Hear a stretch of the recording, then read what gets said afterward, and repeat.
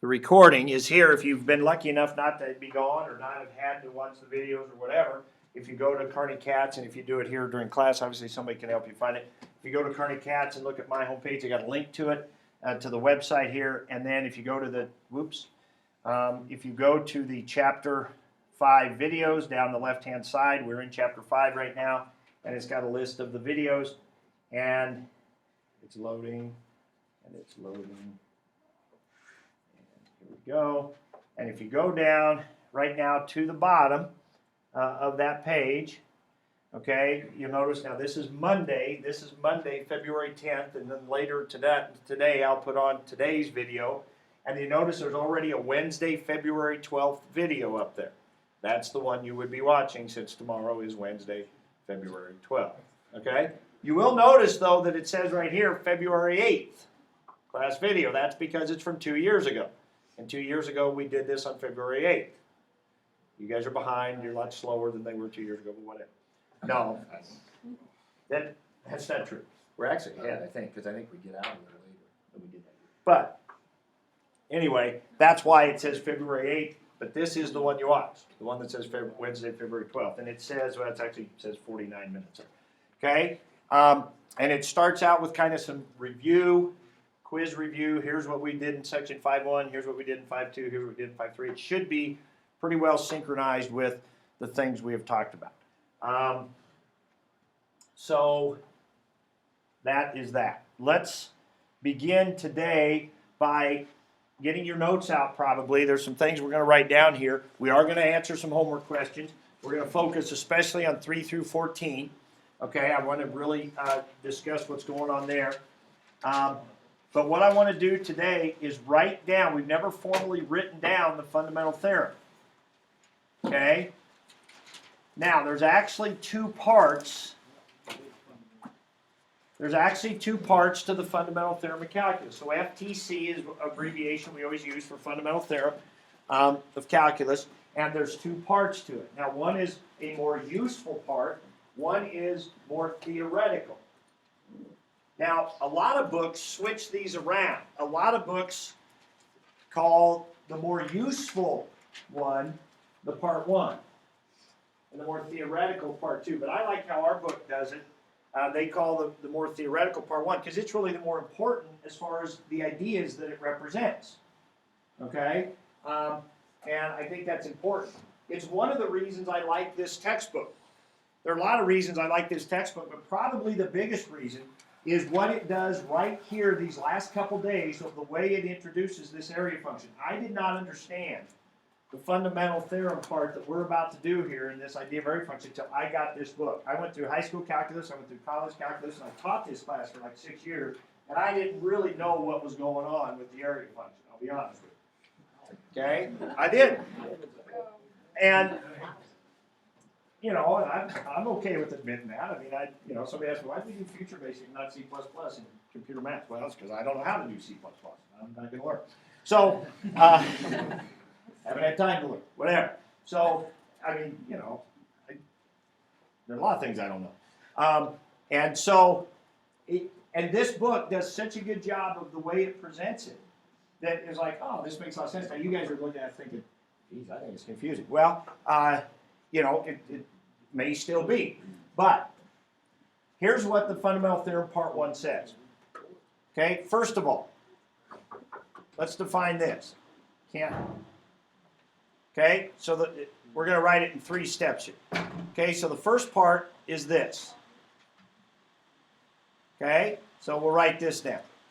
Okay, so we all understand what's going on here. The big A stands for the area function. That could be big F, big G, whatever. There's a lot of different antiderivatives. The left endpoint could be any number, so that's the A.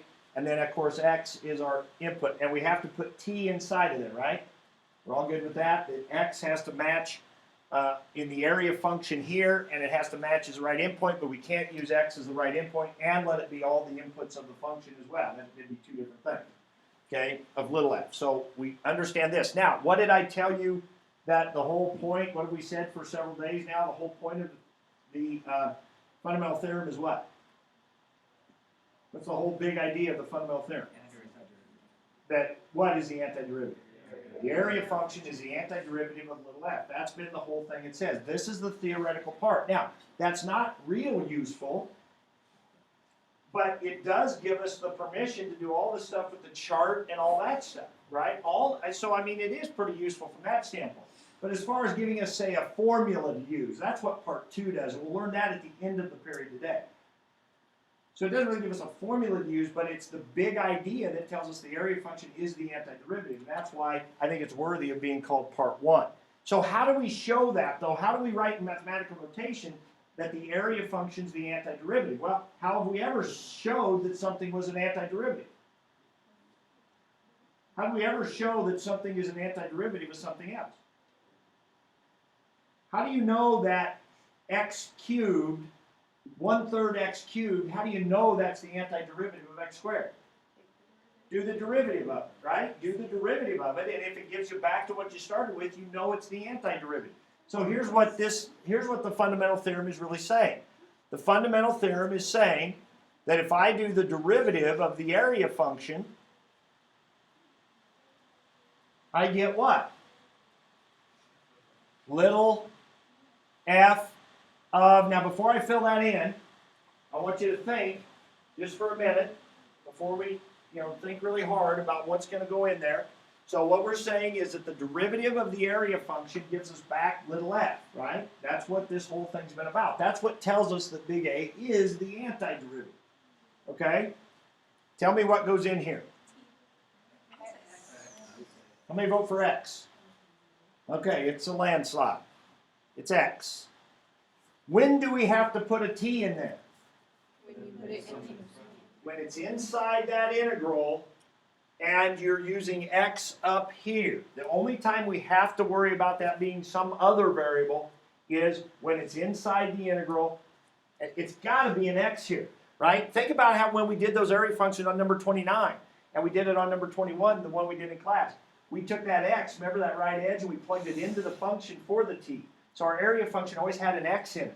So our area function is going to be in terms of x. We do the derivative with respect to x. The answer we get out is little f of x. Okay, there's not a t there. The only time we have to do that is when it's inside of this. Okay? All right. Now, that is the fundamental theorem, part 1. It's telling us that it's a way of writing it so it says the area function is the antiderivative. Now, most books, though, don't write it that way with these two parts. What they do is they take this, since this is the area function, they just substitute that in here. So here's how it's usually written. So here's how we'll write it right now. Okay, so we do the integral from a to x of little f of t dt, and that answer is little f of x. This is the fundamental theorem, part 1, right there. Now, this was in my high school textbook. It was in the textbook I took in college. It was in the textbook I taught in my first 5 years teaching calculus, and I never did a great job of explaining it because when I was a student of calculus, I never really did understand it. And to be fair, my high school teacher, who was a great calculus teacher, but he was limited a little bit by the book he taught it out of, and even my college professors never made much of a big deal about this. They really just kind of glossed over this, okay?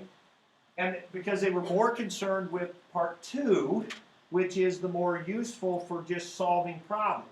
It's kind of a formula you can use, okay, and that's fine. But they never made a big deal about this, and obviously over the last couple days I've made a big deal about this, right?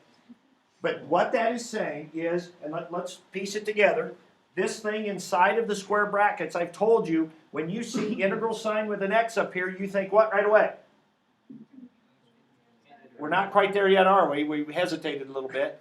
Right away means right away. When you see integral with an x up here, you think antiderivative, and then this means derivative. So what this is saying is if you do the derivative of the antiderivative, you get back what you started with, right? It's like you do the square root of x squared, right? You do e to the ln x. It's like they cancel each other out. So if you do the derivative of this, you get back what you started with. This is saying this must be the antiderivative, right? That's the only way this could work. This must be the derivative of the antiderivative, gives you back what you started with. But notice it's got x's in it, not t's. Okay? So it's not really a formula. It's more just an idea. It's telling you that thing in the box is basically telling you that the area function is the antiderivative. We've been saying it for 3 days, but now we've put it in notation. The area function is the antiderivative. What kind of problem could I possibly ask you about that? Well, there's one in the homework, one or two in the homework that get into the notation that you have to think about a little bit. But let me give you another one. There will be a problem on our next quiz that looks something like this. Okay? Integral from 2 to x. Let's just make up some silly thing. E to the cosine t dt. Okay, and while we're at it, I'm going to do another one down here that we can talk about. I'll make it a real simple one. Make that 4 to the x. We'll just make that t squared dt. Okay, and the question will be, what does that equal? All right, let's do this. Let's do this top one here first.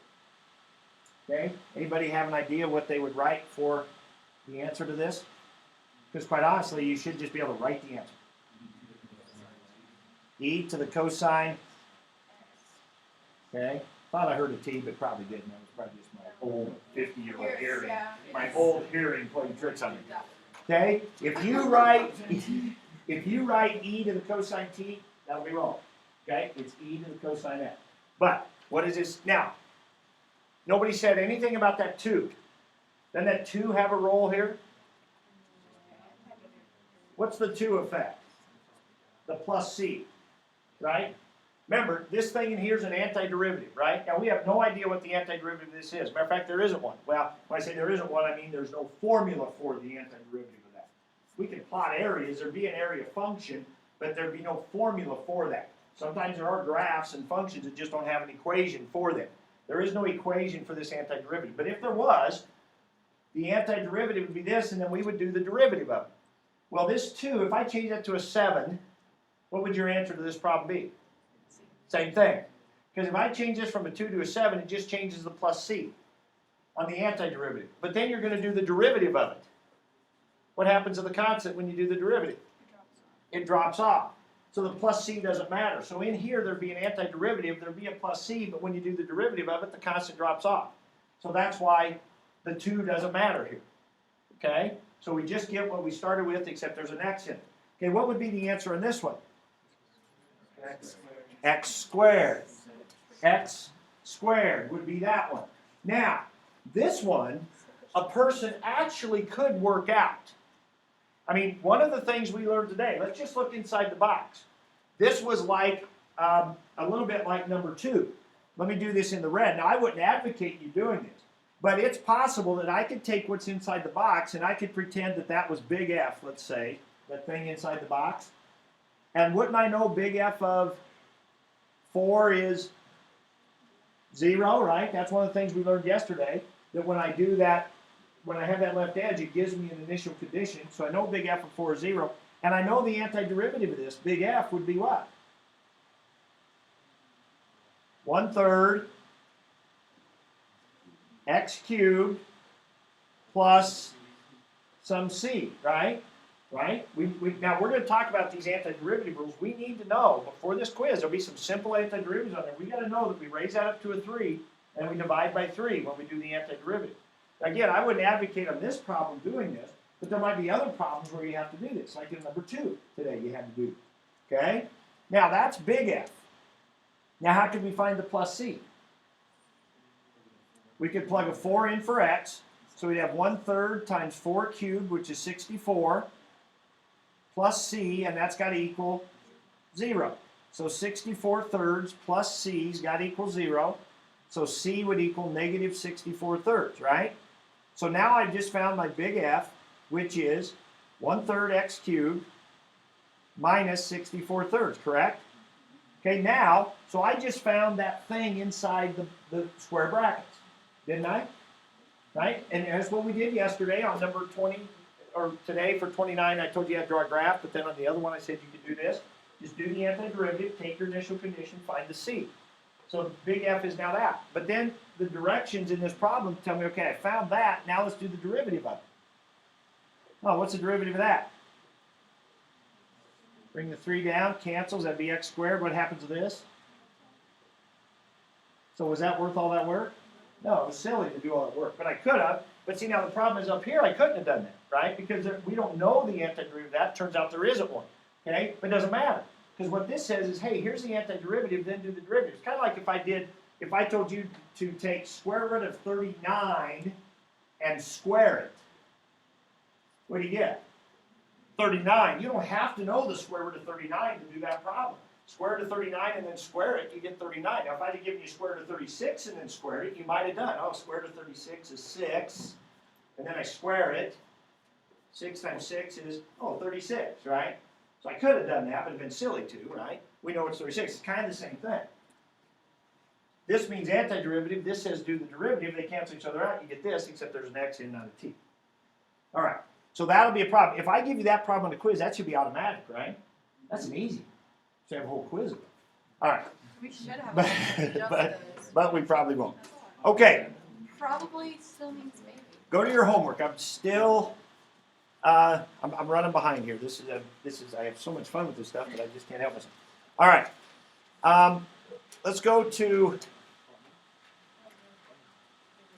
All right. Let's go to 3 through 8. Any questions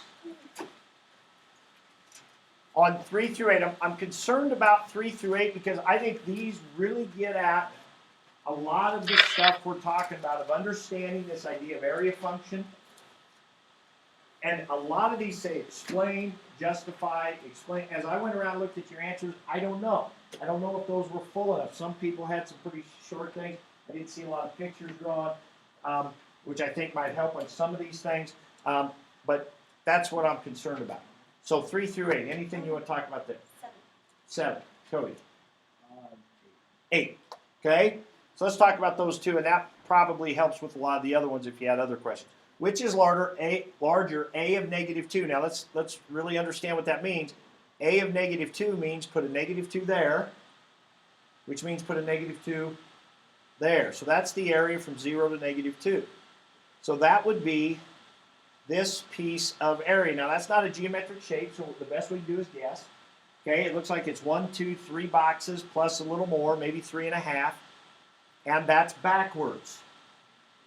So that would be about negative 3.5 approximately. How about a of negative 1? A of negative 1 is the area from 0 to negative 1.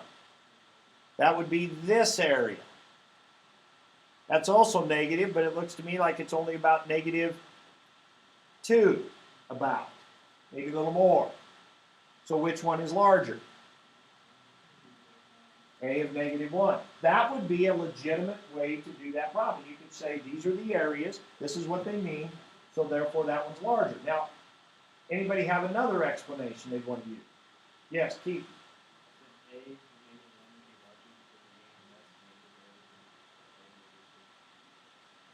So when you go to negative 1, you gain some negative area. So that's kind of looking back at this. I like that. This is something I wanted to show again anyway. So if we're starting here at 0, and I grab this right edge and go this way, I'm gaining negative area, aren't I? That orange is getting more. I'm getting more orange, but it's negative because I'm going backwards. So as I go this way, I'm picking up more negative.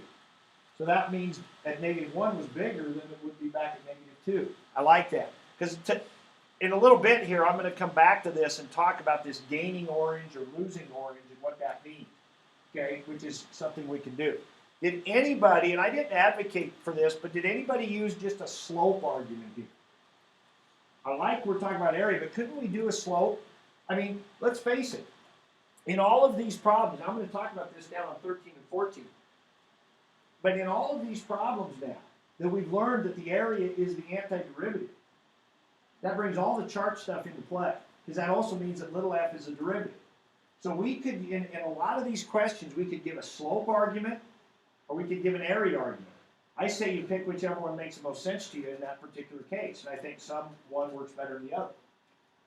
If I specifically ask you to use an area argument, then that's what I want you to do. Now, both of those we just talked about was area, but I think I could use a slope argument. Tell me what I know about little f here compared to a. What is little f compared to the a function? Come on now, it's the derivative, right? Little f is a derivative. Big A is the antiderivative. That makes little f the derivative. So little f is the derivative graph. And they're asking me about big A. Go back to chapter 1 here, right? At the end of chapter 1, we first learned about derivatives. What is little f all the way from -2 to 0? Little f is positive. So what's big A? Increasing. So a person could say, since little f is positive, then big A is increasing. And so therefore, big A's got to be doing this from -2 to -1. So which one's bigger? A at -1. Isn't that right? So because we learned that the area function is the antiderivative, it also means little f is the derivative. And so all the stuff we learned on the chart, we can use. Unless it specifically says to use an area function argument, you can use that argument. That would be okay. All right? And so today on a couple of these problems, I'm going to give both. I want you to understand both. But understand that every time we give one, there would be an equivalent area one that would work too. And mostly I'm going to give both because I still think it's just really cool that that happens and I can't get enough of it, to be honest with you. And so I keep explaining it that way every time. So I apologize if you think it confuses you. But it shouldn't. We need to learn them both. It's just really neat, I think, that just keeps working that way. All right, let's go to number 8. Now, number 8 is this thing with the negative constant business. And I think there it's easier to do this with an area argument. Big F goes from -2. Big A goes from 0 to x. And little f goes from -2 to x. So now what's the only difference between those two? The area between here and here. See, if I put x way over here, okay, then they both have this area, but the f graph has that extra piece of area. Now, starting back at the left edge from -2, what is that little piece of area on the left? This little piece right here. That is a positive area. So what has more area, the F or the A graph? The F graph has more area all the time. Because as X goes this way, they both pick up the same pieces of area, but F will always have that little piece of positive area that A doesn't. So therefore, for these two to be equal, so which one's bigger, F or A? F is bigger. So for these two to be equal, what do you have to add on to F? A negative, right? For those to be equal, F is always bigger than A. For them to be equal, you got to take a little bit away from F. And so that's why C has to be negative. So I think that's a good way to explain it. Okay? You can also explain it with the whole shifting thing and what we talked about with slope. Since the graph is always increasing in between there, you could say something like that. But I think just an area argument, the only difference between these two antiderivatives is this fixed piece of area. That's the constant. That fixed piece of area between -2 and 0. All right, let's go down to the next group. And I want to talk about 13 and 14. Now, did somebody say they wanted something about 12 also?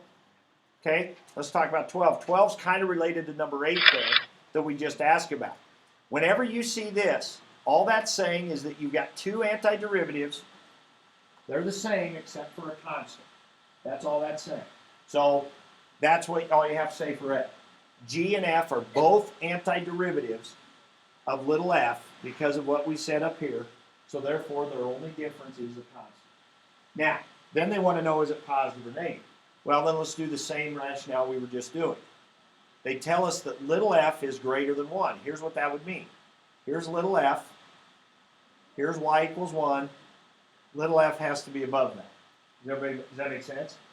Little f's got to be greater than 1 means the little f graph's got to be above 1 all the time. And they say when t is positive. So in other words, all we care about is on this side of the x. Okay? Well, so then big F is the area from, let's say x is out here. So big F is all of this. And big G doesn't start until 5. So what's their difference? The difference between them is that piece of area between 0 and 5. Which one has more area? We know this is positive because we know little f is above that line y equals 1. So big F has more area. So big F is bigger. So the only way these two are equal is if C is negative. So C has to be negative. Okay, now if they'd have flipped that around, if they'd have had big F equals big G plus C, now we just said, well, big F is bigger, so the only way they could be equal is if you took and added on some area to the smaller one. So then C would be positive. Okay? I think that's a good way to reason that one. All right, let's talk about 13 and 14. Now again, let me come down here and draw a little f. We got little f here. We know that it's bigger than 1. Right, so little f graphs up here. And we know these graphs are areas. One starts at 0 and one starts at 5. Okay? All right, so explain why big F of 6 is greater than or equal to 6. Does somebody have an area argument that they could give me on this one? Is there anybody that didn't use an area argument here? Okay, we'll do that in a minute. Anybody have an area argument they can give me?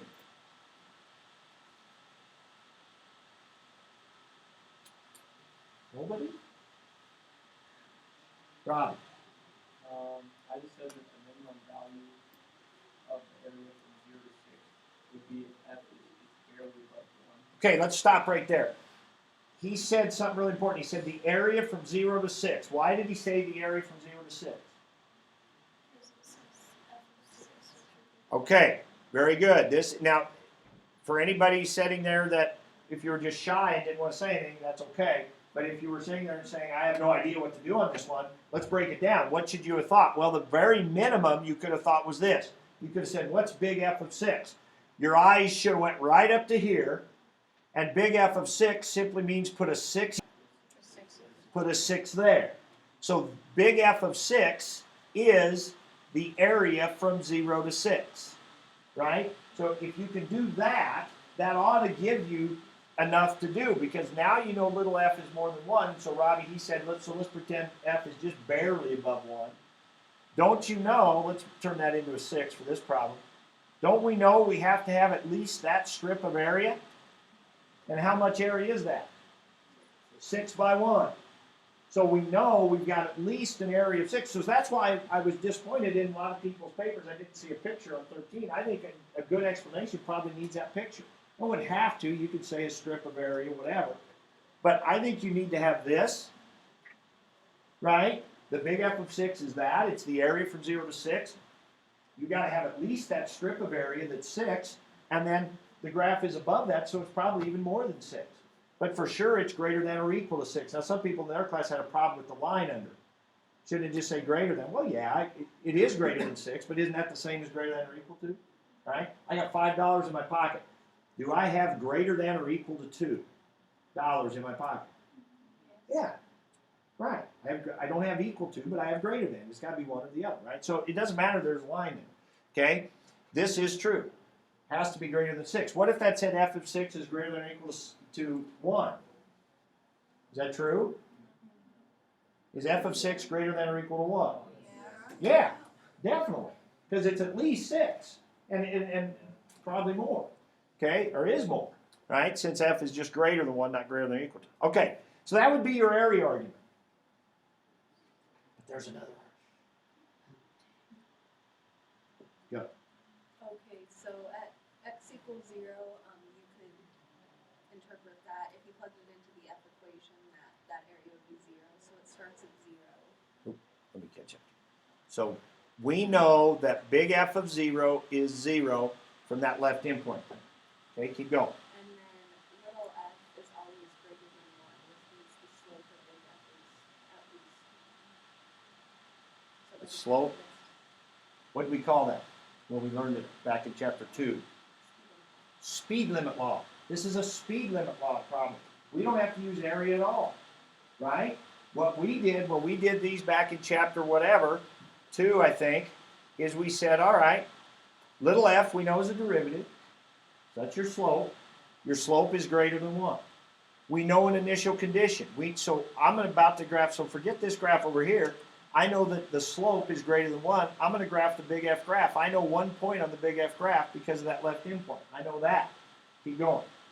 So if little f is always greater than 1, then for every x equals 1 x it goes over, it has to go up. So if I go over 6, because this would be big F of 6, so I'm looking for big F of 6 now, right? Big F of 6, so this is my big F graph. So if I go over 6, I got to go up at least 6.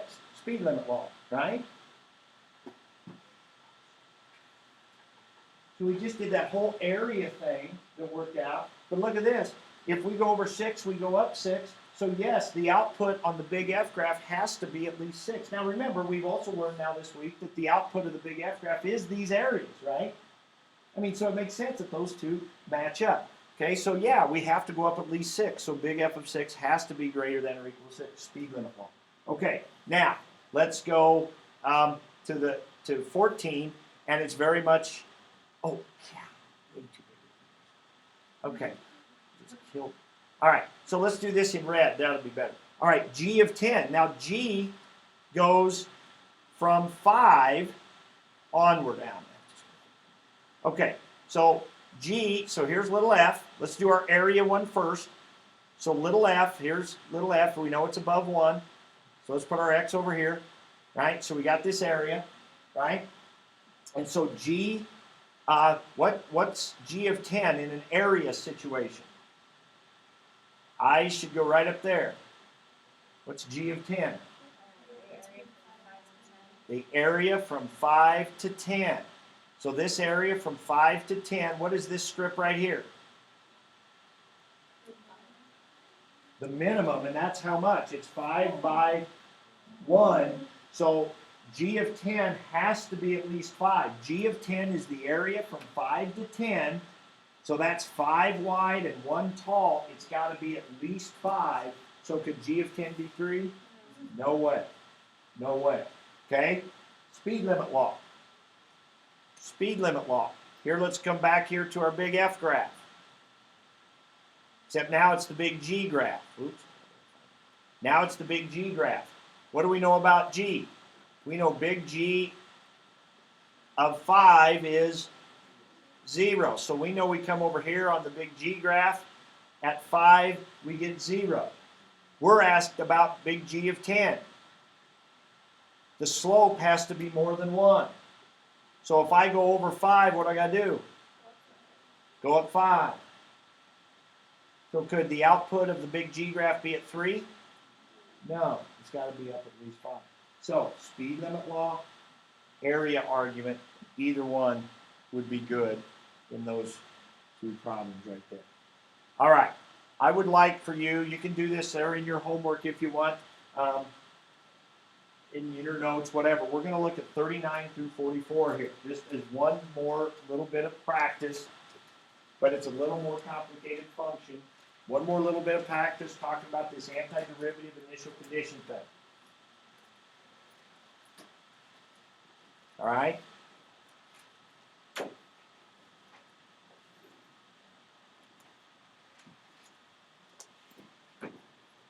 Okay, so we're going to do number 39.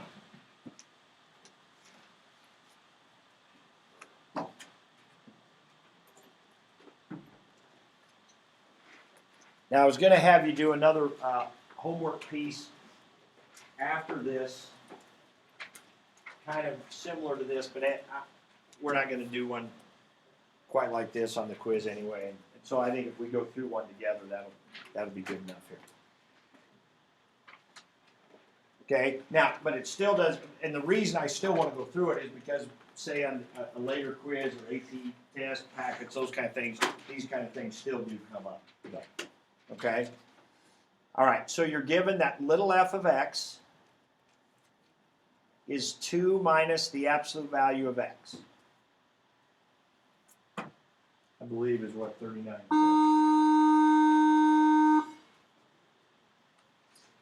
And big A of x is the integral from 0 to x. Little f of t dt. Okay, again, the t's don't even matter, just little f, that's what's key. The only thing that's important is you can't put an x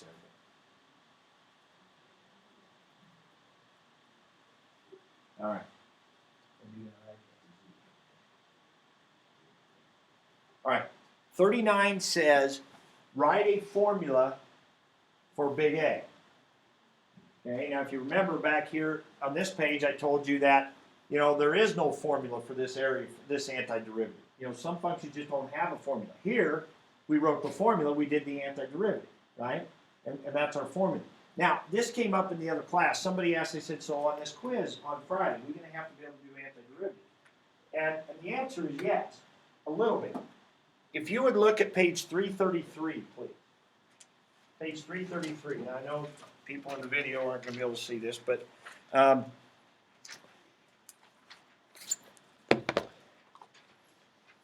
we're looking at page 333. And if you look here, there is a table of what they call basic antiderivative formulas. Now, in a couple weeks here, we're going to be doing our antiderivative gateway. So we're going to be spending a lot of time next week, especially a little bit of time Thursday, working more on antiderivatives as we lead up to that gateway test. But you know, we had that big long list of derivative rules we had to memorize. This is it for antiderivatives. Okay? Because really antiderivatives are about doing them in reverse. So there's only a few basic functions we need to know how to do in reverse. The whole difficulty in doing antiderivatives, quite honestly, is making them look like something that's on page 333.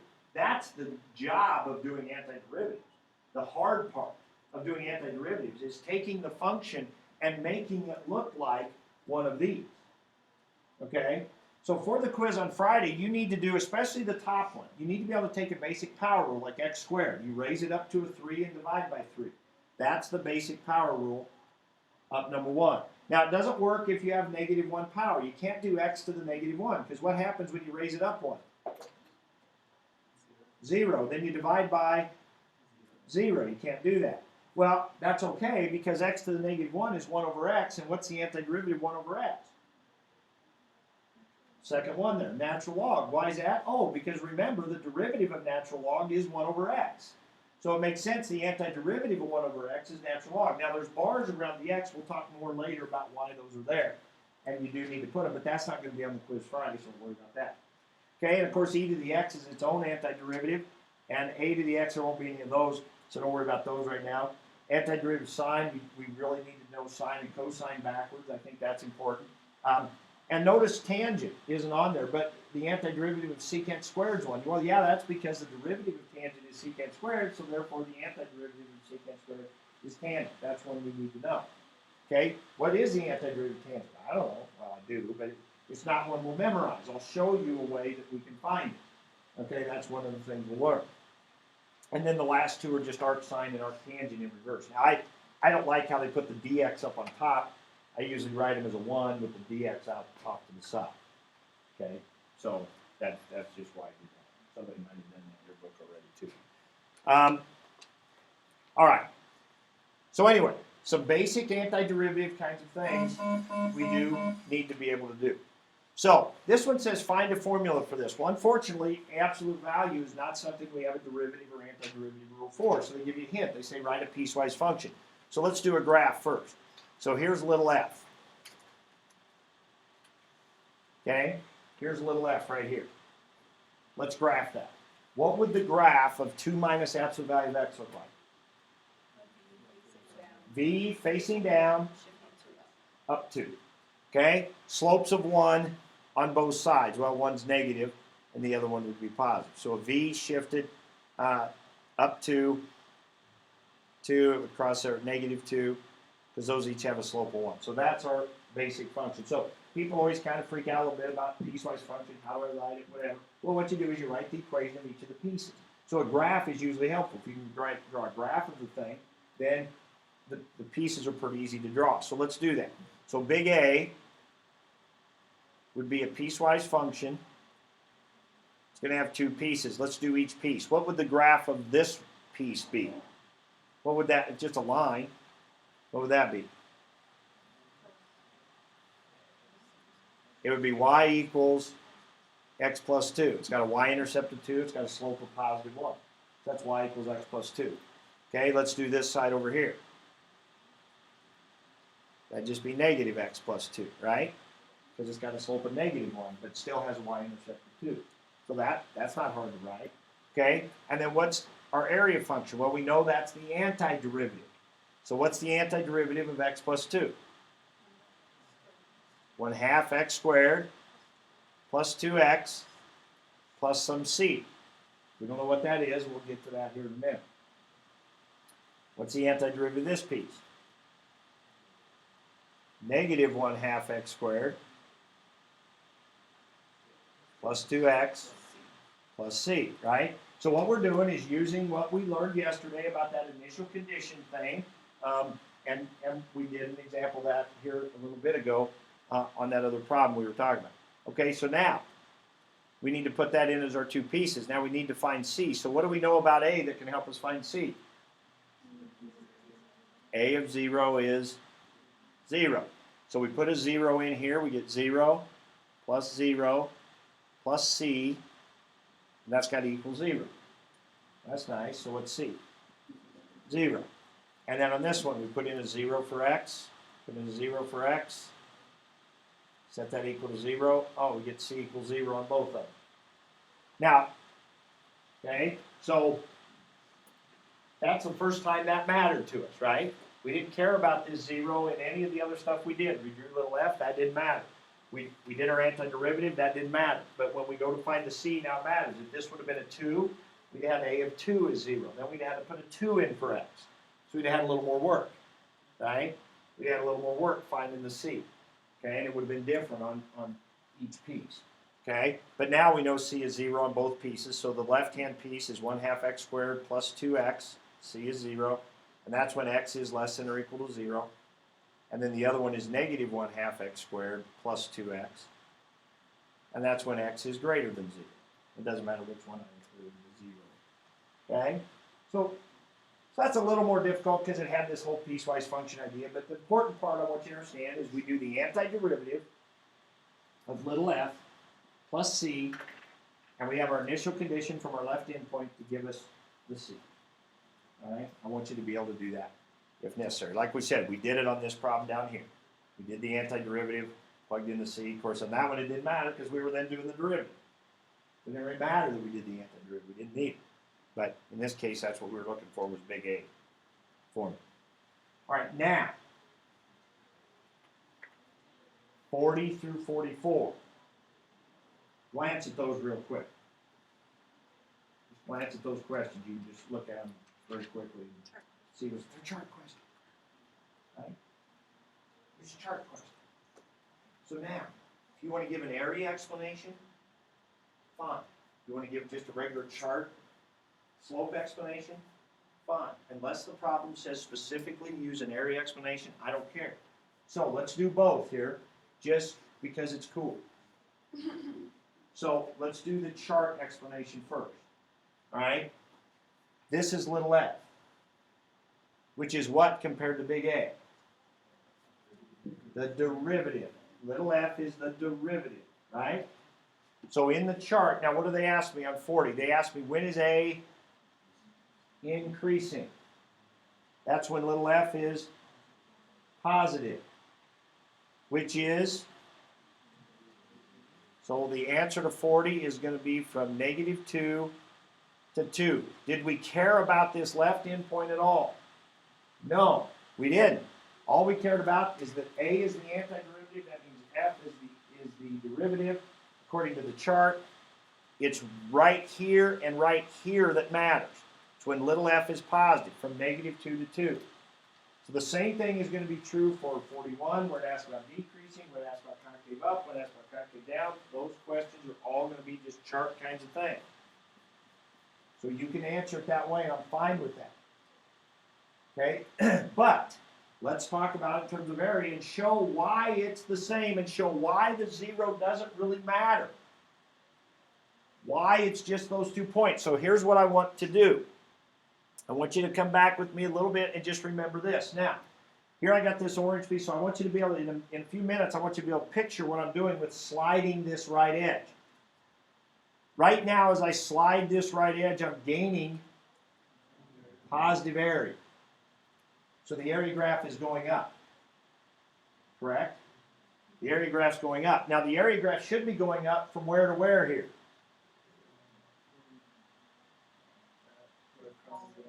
That point. We don't care about the fact that the left edge is 0. It doesn't matter. The area graph should be going up from here on, right? So here it's going up because I'm picking up orange, and the orange is positive, right? So I'm picking up positive area. But when I come back here, now what is that orange area? That orange is negative, isn't it? Because my integral's now backwards. So as I slide this way, I'm not picking up orange anymore. What am I doing?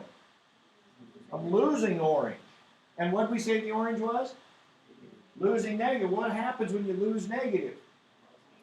It's like gaining positive. You see what I mean? So it doesn't matter that this left edge is here. All that matters is where that crosses. Because right here, I'm losing negative area, which is a gain.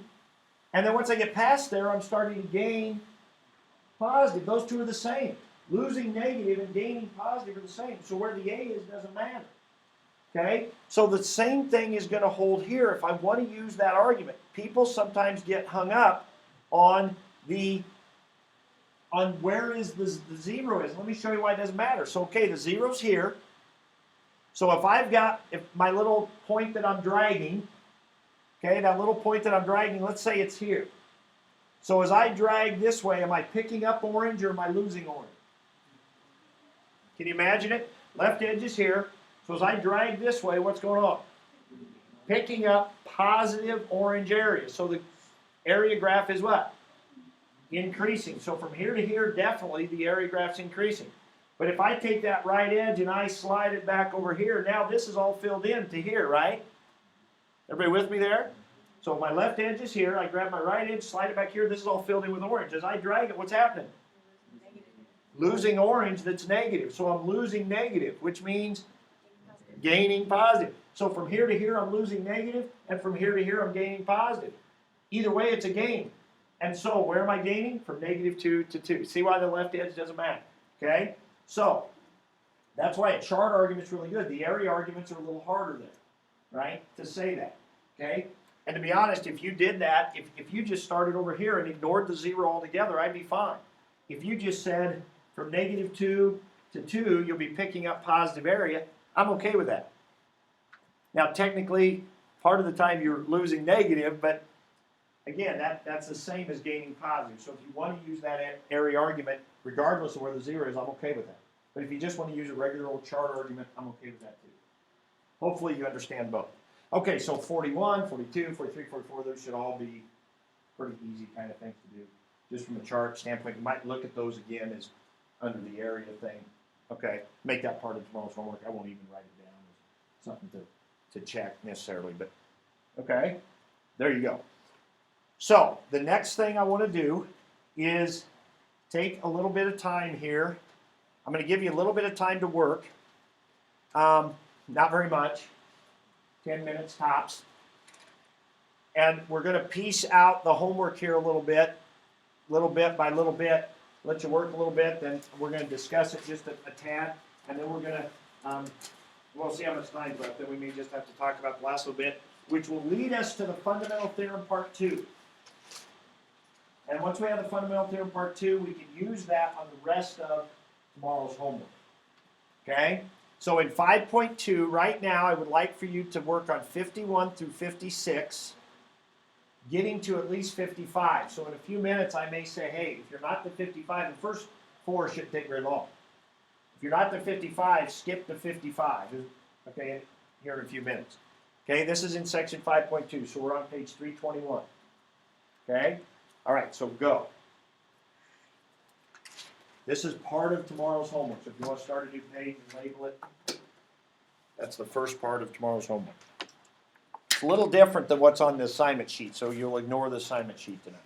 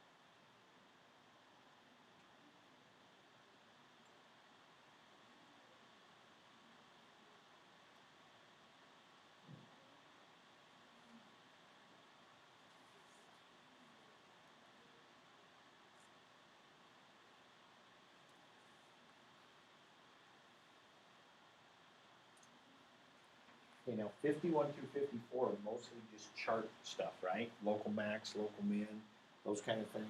Okay, well, not 51 maybe so much. But those can be pretty quick and easy answers. You can just use chart explanations. You don't need to do area. Okay, but 55 then is a little different. Has anybody read 55 yet? If you haven't, go ahead and go down and read 55. And if you've still got some to do on the first ones, then you'll just leave that as part of your homework. Read 55.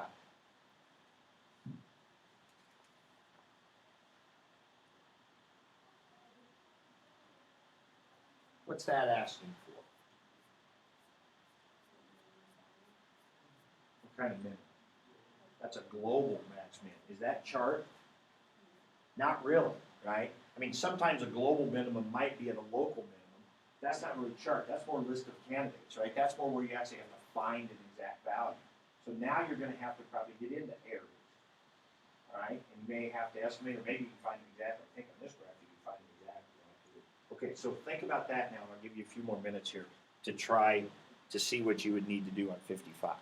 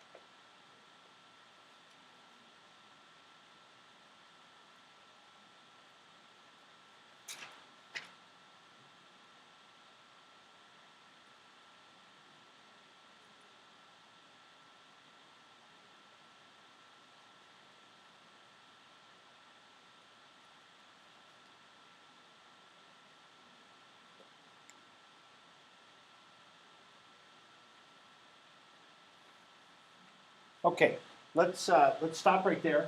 And can anybody tell me on 55? And I know I understand if nobody got that far, but where does big G have its minimum value? Does somebody have an idea? Callan, what do you think? At -5. Okay, at -5. Does somebody have an idea where it's? He's right. Does anybody have an idea where the max value would be? -3. -3. That's equals -3. Now, and then it asks what those values are. We'll get to that in a minute. Okay, so let's investigate why this would be. Now, when I hear global max and min, When I see global max and min, I think list of candidates. Now, if we were going to go strictly a chart kind of a reasoning here, forget all this area stuff, what did we think of? Where are the candidates for global max min? Endpoints, and where the derivative is 0 or undefined. Now, we're talking about the max and min of G. So, where it's derivative, what's the derivative of G?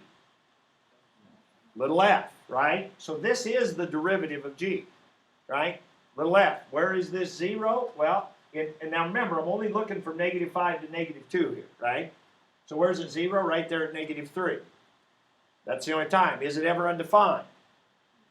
Is this graph ever undefined? No, right? It's got some sharp points, but that would be its derivative, and that's not what we're looking for. We're talking about G's derivative, which is f. F is never undefined. So in my list of candidates, and remember, we always plug those back into the original, right? The original here is big G. So we would take our endpoints and we would take that and we'd plug them back into the original. Now here's where area could come into play then. What does G of -5 mean? The area, oh, I don't have it up here. Oh, here it is right here. G of -5 means the area from -3 to -5. So that would be this area, but it's backwards. So that's a triangle that's 2 by 3, which would be 6, and then half of that is 3. So that would be -3. So I could find that value, couldn't I? You know, it used to be we plugged it back into the G function. We don't have a G function. What we have here is the G function given as an area. So G of -5 is the area from -3 to -5. What's G of -2? Well, that's the area from -3 to -2. That would be this piece of area. Now, I don't know what it is exactly, but it looks like it's about what? It's almost a whole box, plus a little more. About 1, but wouldn't it be negative? Because we're now going the correct direction, right? We're now going from -3 to -2. So we're now going left to right, so that is also a negative area. So it looks to me it's about -1. Okay? And then what's G of -3? Well, that'd be the area from -3 to -3, which is 0. So which one of those is the max? 0 is the biggest, and the min is right there at -3. So, I mean, min value -3. So at the x value, and I think that's what it said, it says where, so that means what x value. So at x equals -5 is the minimum. The maximum is at x equals -3. And then that's what those values are. Okay, and that's what it wanted to know. What are those values? So that would be a good way to do it, the old list of candidates method. Now, you could have reasoned it this way. Let's think about this now. We could have just said, well, what's the G graph doing? Because we used to do that. We just said, well, here's the little f graph. Let's imagine its antiderivative. Let's imagine G graph going up and down. Now, the key is we got to know how far it goes up and down, but I think we do because that's the areas. Think about it. The G graph here, I'm going to graph the G graph real quick. It's just graphing of the areas. Now, let's start over here. Remember, we talked about, this is that whole thing with the sliding now, right? When I slide, okay, here's my left edge is at -3, right? So my left edge is here at -3. I'm going to grab that X and bring it back over here. So now I'm going backwards, right? So this blue is filled in, right? With me? Remember the thing with the orange a minute ago? So as I slide this way, what's happening? Losing negative area. So what's that mean the G graph's going to do? Go up. Now it's going to keep going up until I quit losing negative area, which is there. Now how much negative area did I just lose? 3. I lost an area of 3. Or excuse me, I gained an area of 3. I lost a -3. So I gained an area of 3. So I know this went up 3. That's going to be good to know. And then what happens when I keep going? I'm picking up negative areas, so that's going to go back down, and it goes down about 1. So don't I know with just that right there that my max is going to be there, which was at -3, and I know my min is back at my left edge, which was -5. Now the problem is knowing what those values are. But again, we got an initial condition. I know G of -3 is 0. So I know this y value right here was 0.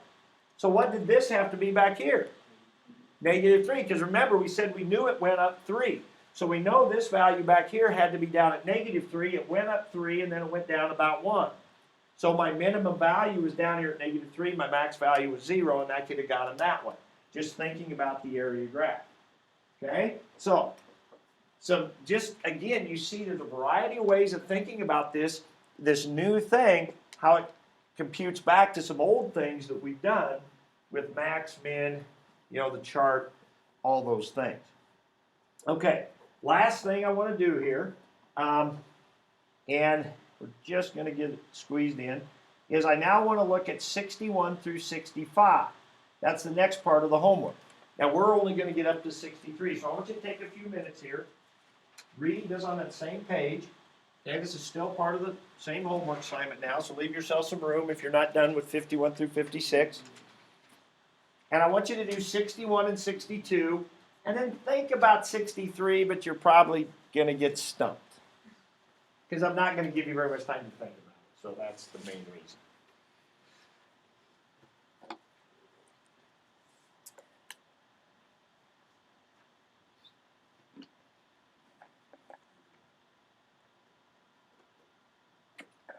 Now again, if you want to talk with each other and help each other out here, I'm only going to give you a few minutes, but go ahead and do that.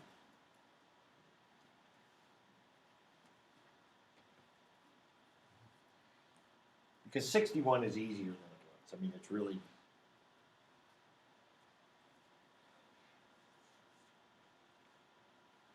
There really isn't anything to do but write down the answer.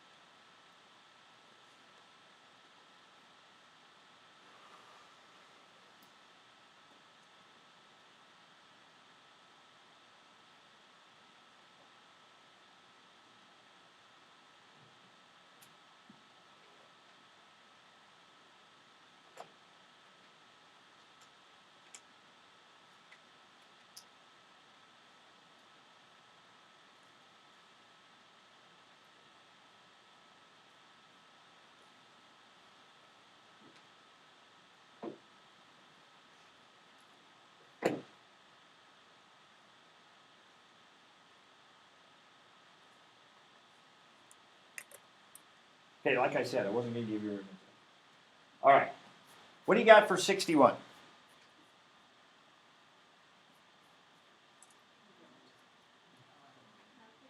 Okay. So this was a case, I think, of making it hard. Now, they did do one thing to you that might have thrown you for a loop here. Did you notice what they did here? They switched the T and the X, but that's okay, right? Remember, whatever's here has to match whatever's here, and then whatever's under here just has to be different, right? So the fact they switched the T and the X is no big deal, right? It just whatever's here has to match what's here, and then what they put here doesn't matter. So in 61, 62, when they put U's and they put X's and they put T's, it doesn't matter, right? Because what do you notice about 61? It's a definite integral. It's just a fixed piece of area from -1 to 4. That's all it is. But they said to write it in terms of big F. So look at this. Look at this. The answer to 61 is big F. In terms of means that's what's going to be in your answer. In terms of big F means big F will be in your answer. So this is big F of 4. That's it. That's it. That's why I said there wasn't anything to do there but just write down the answer. In terms of big F. it's the reverse of what we were just doing a little bit ago, right? In a little bit ago, I said, well, what's big F of 4? Think about that. If I had given you that. If I had given you this and said, what's big F of 4? You'd have said what? Big F of 4 means put a 4 right there, which means put a 4 right there. It'd be the area from -1 to 4. Just a piece of area. That's big F of 4. So all they did was do the reverse. They gave you -1 to 4, told you this, said, what is that in terms of big F? Oh, that's big F of 4. Right? So we overthought it a little bit, maybe. Right? We thought it was going to be, it was something just a little more than that. Okay? So then what about number 62 then? This goes 0 to -1, but I want to write it in terms of big F, and what's the problem? The -1 is supposed to be down here to be big F. So how do I do that? Can I switch them? What happens if I switch them? Now it's negative, right? When I switch them, now I'm going backwards. So it's opposite. So it's just negative. Okay? So now I switch them, and I didn't write, this is just little f in here, whatever. I mean, it doesn't matter what's in here. I mean, that's little f. Okay? So now I got a negative here. So what is this now? Negative big F of 0 is what that is. Right? That's just negative big F of 0. Because now it's from -1 to 0, which is my big F is defined from -1 to t. Okay? All right. So that's just warming us up. Right? That's like some exercise, a little warm up there. Okay? 61, 62. Now we get to the real big deal. Now we get to where we're going to come up with this thing called the fundamental theorem part 2. Now we've got this piece of area. Now I don't care that those are t's in there. It doesn't matter. It's the same function. It's the same function as this function, right? T's, u's, z's, whatever. It doesn't matter. Okay? And notice that you say, well, wait a minute. There's a t there, a t there. You can't have a t there. But there's no t here. Look. This is just a number, right? This answer is just a number. This is a fixed piece of area. Here's what's going on, guys. In section 5.1, we learned about definite integrals like this. Finding a fixed piece of area. Now, we learned that the only ones we can find right now is geometry areas. That's all we know how to do. So we can approximate some areas, like we done that last problem a little bit. We kind of approximated a little bit. But then, we need another one. Like if I have x squared, which is a curve, and I want to do the area from 1 to 3, I don't know what that is. And I don't want to just approximate it. I want to find that exact area. Well, guess what? In section 5.2 then, we learn about antiderivatives. We learn that the area function has something to do with antiderivatives. Okay, so now we're going to put those two together. So that's what section 5.3 is. 5.3 is, okay, let's take those and put them together. We got this idea of fixed area, definite integral. Then we got this idea in 5.2 about antiderivatives. How can we use antiderivatives to help us find this fixed piece of area? We're going to put those together right now. Okay? So, we're going to use this to do it. What's wrong with this one when trying to put it in terms of big F? There's no -1 in this one.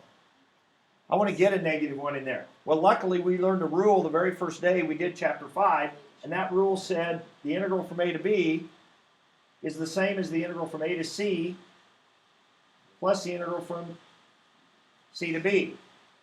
So if my integral goes from a to b, which is -2 to 3, what this allows me to do is introduce a third thing, a c. What do you suppose I want that third thing to be here? -1. Of course I do. So I am going to say this. I'm going to say, all right, my integral is from -2 to 3, but I'm going to write that as the integral from -2 to -1 plus the integral from -1 to 3. See how our warm-up helped us here? Because now let's start over here with the easy one. What's the integral from -1 to 3? That's big F of 3. Correct? That's big F of 3. Right? -1 to 3, -1 to t, that's big F of 3. Okay, what about this one? Oh, it's reversed, right? We got to reverse it. So we're going to reverse that, make it -1 to -2, and then opposite. And then that's what? Negative big F of -2. Now, I don't like having the -1 first, then the plus, so I'm going to flip those around. So my final result is going to be this. The definite integral from -2 to 3 is big F of 3 minus big F of 2. Now, as it turns out, I could go back to 61 and 62 and show that those would be the same thing if I wanted to rewrite them, but we won't for right now. Okay? Yes, thank you. There's a negative inside on this too. Right. Okay? So now, that is a huge big deal that we just learned right there, because this says to find this fixed piece of area. What we can do is find big F. What's big F? The antiderivative of whatever's in here. Now, it turns out this one doesn't have an antiderivative, so we'll have to learn something else later. But for anything we can do an antiderivative of, to find this fixed piece of area, like x squared, which we'll do in a minute, all we need is the antiderivative and plug in a 3. And then do the same antiderivative and plug in a negative 2. And then subtract those two. Now you say, what about the plus c? It doesn't matter, because this will have the plus c and this will have the same plus c on it. When you subtract them, the c's will go away. So it won't matter what the plus c is. Because, think about it, it wouldn't really matter if I had a negative 1 here. What if this would have been a 7? Then we would have just done from negative 2 to 7 and from 7 to 3, right? It would have been a different c, but they still would have added up, and it still would have been f of 3 minus f of negative 2. The c's wouldn't matter, because they'll just subtract out anyway. So what we've just learned there is the fundamental theorem part 2. So let's write it and do a quick example. So the fundamental theorem part 2, this is what a lot of books call part 1, because it is so useful. It's like a little formula. The fundamental theorem part 1 part 2 says that if you have this little definite integral, now notice I put x's in there because these are just numbers now, a and b, so it doesn't matter what letter's in there. Okay, this isn't an area function. This is just a definite integral. It's a fixed piece of area. It's a number answer. The way I'm going to find that number answer is I'm going to take big F of b, the top number, minus big F of a. That is a huge, very simple result, but it's very powerful. It's going to let us find any areas, even if it's a non-geometric area. And the key, of course, is the fact we have this antiderivative, but we used our area function we learned in 5.2 to show us the way there in problem 61 through 65. So let's do a quick problem. So if I had the integral, the one I just was talking about, 1 to 3 of x squared dx. If I was to draw that, you don't have to draw it, but if I was to draw that, it would be this piece of area. We have no earthly geometric concoction that we could come up with that would ever find us that area. It's a curved piece. We could estimate it. We could put in some boxes and we could kind of see about what it might be. We could estimate it, but this is going to find it exactly for us. What we're going to do is we're going to find we're going to treat this as little f in here. So we're going to find big F. Now what's big F? 1/3 x cubed. Now, plus c, but like we said, the plus c is not going to matter because when we subtract, it's going to go away. So what I need to do is now we're going to use what I call right bracket notation. I'm going to write it like this. Okay? All it's doing is reminding me that I first have to do the antiderivative, and then I plug in the 3, and then I plug in the 1. Okay? So so it would look like this. So I would do 1/3 x cubed, right bracket 1 to 3. Okay? So you'll hear more about it in tomorrow's video, I think. And I'm going to leave off the plus c because it doesn't matter. And so what I'm going to do is I'm going to take and plug the 3 into big F. So that's going to be 1/3 3 cubed. And then I'm going to plug the 1 in. So that's going to be 1/3 1 cubed. And I'm going to work that out. Again, you can see if you did the plus c on both of those, when you subtracted, they would disappear anyway. So what's 3 cubed? 27? 27 times a third is 9. 1/3. 9 minus a third. 8 2/3. If you type that into your calculator, if you typed in this definite integral right here, the integral of x squared dx from 1 to 3, it would tell you 8, well, it'd probably tell you 26/3, but 8 2/3.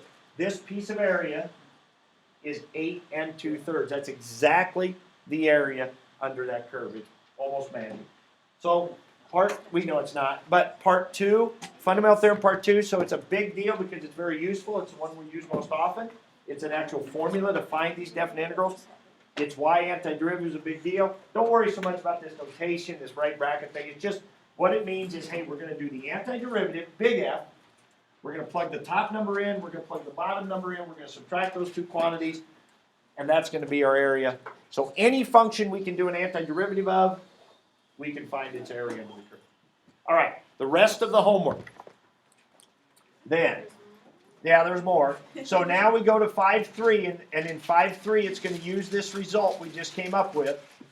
Okay, so you finish those ones we were just working on. 51 through 56, 61 through 65, you finish those. And then in 5.3, we do 1 through 8. Now this is different than the assignment sheet says. Okay, so write these down. And these are going to use, some of them still refer back to old area function ideas, but some of them are just using that fundamental theorem part 2, the example we just did with the x squared. Okay, some of them are just as simple as that. All right, and then tomorrow in the video, it'll go over these. It'll have some review of these ideas. It'll have some quiz review.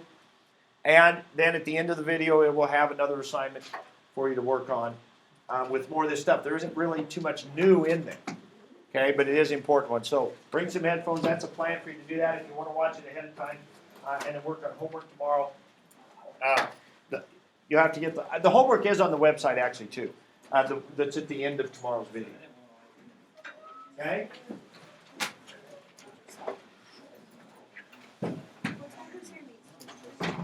If this goes well, then the rest of the year I'll just have you come in, get out your Chromebooks, watch the videos from previous years, and I'll just sit up here and do other stuff. Play Flappy Wait, is that different from? Hey. Hey, stop it. Did you download it yet? Because I think the guys get in trouble. Okay, Alright.